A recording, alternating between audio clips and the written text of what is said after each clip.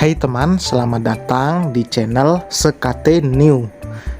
Jangan lupa pada teman-teman untuk like, komen, dan subscribe supaya tidak ketinggalan update dari channel ini. Mimin ucapkan terima kasih. Selamat menyaksikan. Terpaksa menikahi Pak Ustadz, season 3, bab 64. Kenapa mas? Tanya Hana. Astagfirullah, mas nggak sengaja lihat itu sayang. Hana membungkukkan tubuhnya, mengambil ponsel yang tadi terlempar. Mata wanita itu membulat sempurna, mulutnya terbuka saking kagetnya. Astagfirullah, bagaimana tidak kaget? Foto semi telanjang, seorang wanita terlihat jelas. Nomor di sana adalah nomor yang sama yang mengirimkan pesan pada Hana. Ia masih ingat dengan jelas. Hai sayang, kalimat yang ada di bawah foto itu. Mas, ini nomor yang sama yang tadi ada chat sama telepon aku, ujar Hana. Ia dengan cepat menghapus foto itu. Sayang, wajah si wanita tidak terlihat karena hanya tubuhnya dari leher sampai paha yang difoto. Masa sih? Iya. Ayo mas, baca isi pesannya. Belum aku hapus kok. Mereka masuk ke dalam rumah. Hana memberikan ponselnya pada sang suami. Raut wajah Matiin berubah setelah membaca pesan itu. Sayang, Matiin menatap sang istri. Aku gak tahu itu siapa. Orang ini ada chat aku sebelum mas pulang, ujar Hana. Mas gak mungkin melakukan itu sayang. Matiin menaruh ponsel sang istri. Tangannya menangkup pipi Hana dengan lembut. Kalau sampai mas melakukan itu, mas adalah laki-laki yang paling tidak tahu diri.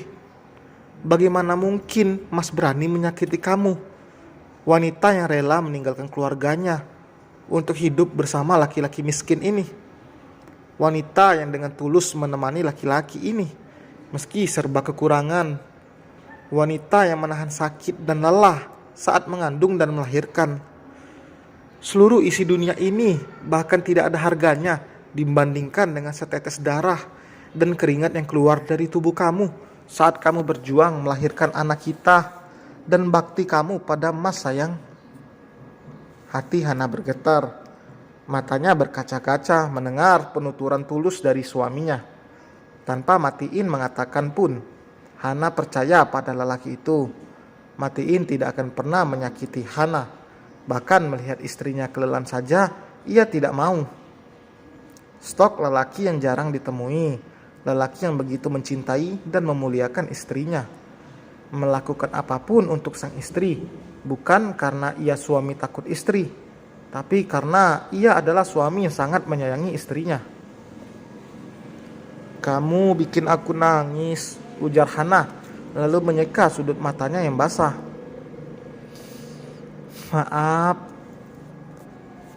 Maaf, mas nggak maksud. Hana meletakkan telunjuknya di bibir Matiin. Bukan karena sedih, tapi aku bahagia. Allah begitu baik mengirimkan mas sebagai jodohku. Hana lalu berhambur memeluk Matiin. Mas yang lebih beruntung karena bisa memiliki bidadari seperti kamu. Kita nggak bisa memungkiri masalah dalam rumah tangga. Pasti ada saja. Tapi kita jangan pernah luput meminta pada Allah agar rumah tangga kita selalu dijaga dari hal-hal buruk. Hana mengangguk dalam pelukan sang suami. Komunikasi dan saling terbuka adalah kunci sebuah hubungan harmonis. Matiin, lelaki tampan, baik, ramah, dan mandiri. Hal wajar jika ada yang mengagumi, bahkan sampai jatuh cinta padanya. Dan fitrah seorang lelaki tidak cukup dengan satu wanita. Matiin berpeluang untuk melakukan itu, namun ia sama sekali tidak ingin melakukannya. Bahkan untuk membayangkannya saja tidak. Tidak akan ada yang namanya perselingkuhan jika senantiasa menundukkan pandangan. Tidak akan ada yang namanya perselingkuhan jika senantiasa takut pada Allah. Karena mengkhianati pasangan halal adalah hal yang sangat buruk dan hal rendahan. Nomornya udah aku blokir, Mas. Kalau ada lagi yang kayak gitu, gak usah ditanggepin, biarin aja. Karena nanti juga dia capek sendiri. Begini resiko kalau punya suami ganteng, celetuk Hana untuk mencairkan suasana. Kamu pikir punya istri cantik nggak beresiko apa? Padahal kita jalan sama-sama loh, gandengan tangan lagi. Tapi tetap aja ada yang lirik-lirik istri Mas yang cantik ini. Balas Hana, balas matiin lalu menjawil dagu Hana. Abi, Akil celingukan mencari sang ayah. Abi di ruang kerja nak, Syafiq menyaut dari ruangannya. Akil langsung masuk. Ia membawa serta boneka beruang milik Hana. Kenapa belum tidur? Tanya Syafiq. Ia mengalihkan pandangannya dari laptop pada sang anak yang kini berbaring di sofa sambil memeluk boneka. Kapan kakak mau pulang? Bih, sepertinya anak itu merindukan Hana, kakaknya. Insya Allah nanti kita yang kesana ya. Dedek mau ajak main bayi-bayi, ujarnya. Syafiq terkekeh geli. Dulu saat Matiin dan Hana awal-awal pindah, Akil selalu menanyakan Matiin. Sekarang bukan Matiin lagi yang ditanyakan, melainkan anaknya lelaki itu. Di sini Dedek bisa main sama baby Saifim kan? Enggak mau, baby Saifim kan cewek. Kata bu guru, cowok mainnya sama cowok. Syafiq meninggalkan pekerjaannya lalu duduk di hadapan Akil. Masya Allah, pintarnya anak Abi. Dedek udah besar, harus bisa mandiri, gak boleh nakal ya. Kalau Abi lagi kerja, Dedek jagain Umi sama baby Saifim di rumah. Akil langsung mengubah posisinya menjadi duduk. Dedek gak pernah nakal, Bi. Dedek pinter. Dedek juga jagain Umi sama Saifim. Dedek bisa ajak main baby Saifim. Syafiq pindah tempat duduk ke sebelah Akil. Tanpa diminta, anak lelaki itu langsung berbaring, menjadikan paha sang ayah sebagai bantal. Abi ceritain kisah sahabat Nabi mau? Mau. Syafiq tersenyum mengelus rambut Akil. Jarang mereka memiliki waktu bersama seperti ini. Biasa jika malam, Akil sudah pergi tidur atau Syafiq juga sibuk bekerja atau bergantian dengan sang istri untuk menjaga Saifim. Belum sempat 5 menit, Akil sudah tertidur dengan lelap. Terdengar dari nafasnya yang sudah teratur.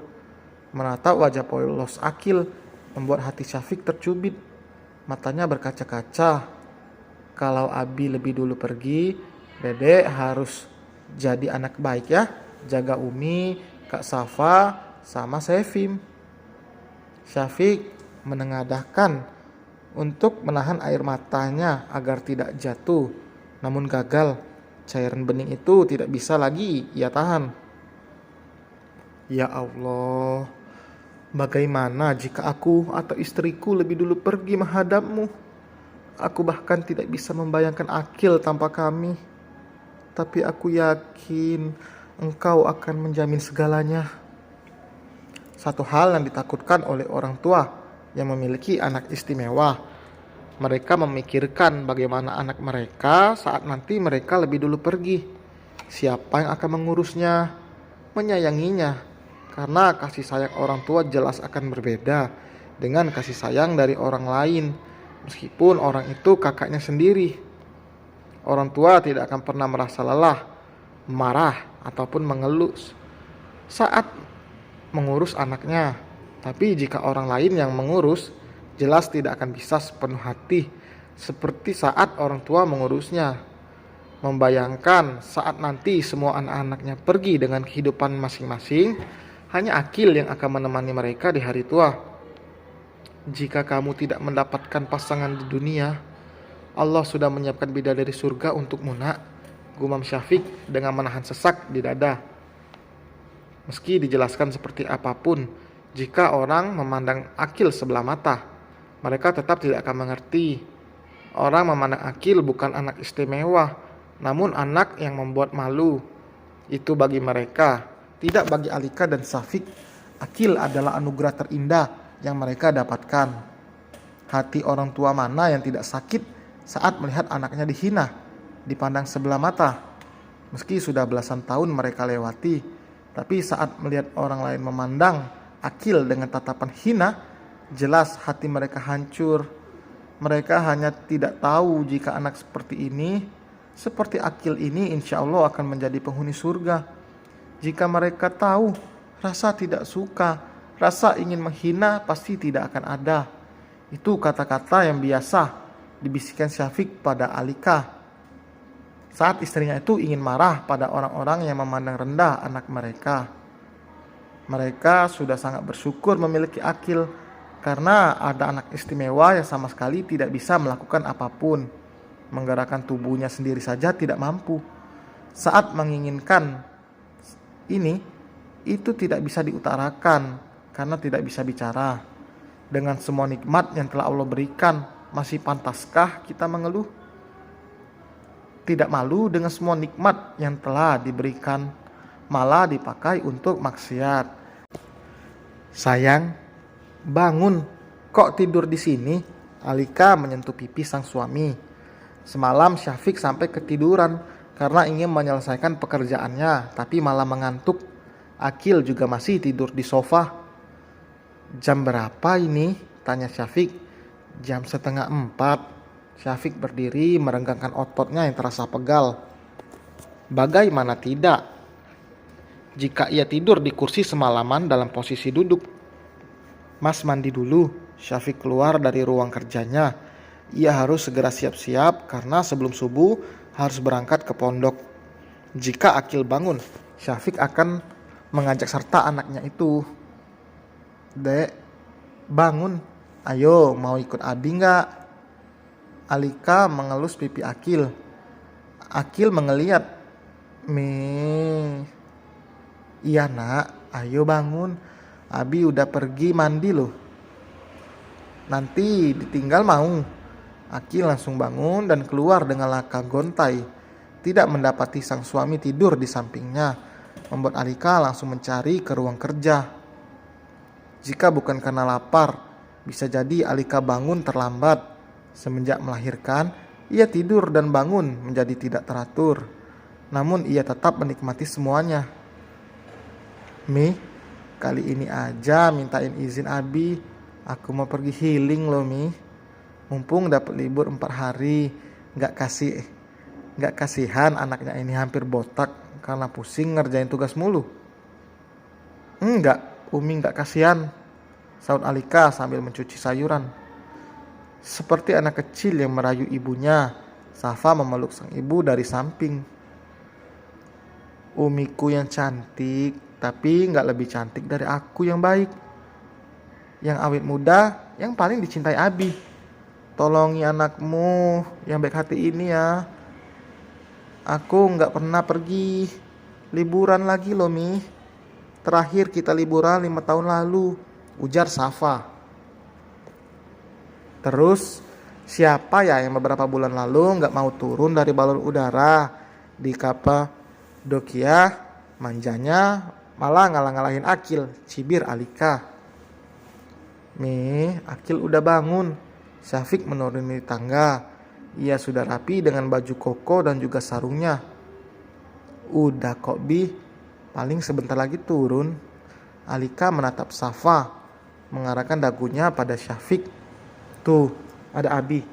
Mumpung belum berangkat, Alika berbisik.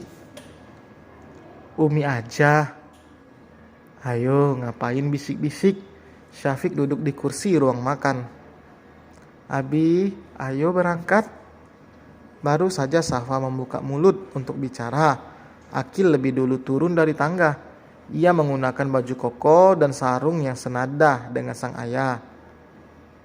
Ganteng-gantengnya Umi ini udah kayak kembar aja. Tapi rambutnya nggak kembar. Rambut Abi udah ada putih-putihnya. Rambut dedek masih hitam semua. Celetuk Akil, bukannya membuat marah, mereka malah tertawa. Abi diledek sama anaknya, tambah Safa. Ikut ledekin Abi, nggak alamat, nggak dikasih izin nih. Alika menaik turunkan alisnya. Subuh-subuh di rumah itu sudah ramai karena tingkah Akil. Anak itu selalu menghadirkan tawa kebahagiaan dimanapun ia berada. Dan selesai teman, terima kasih telah mendengarkan. Jangan lupa like, komen, dan subscribe. Sampai berjumpa di bab berikutnya. Bye.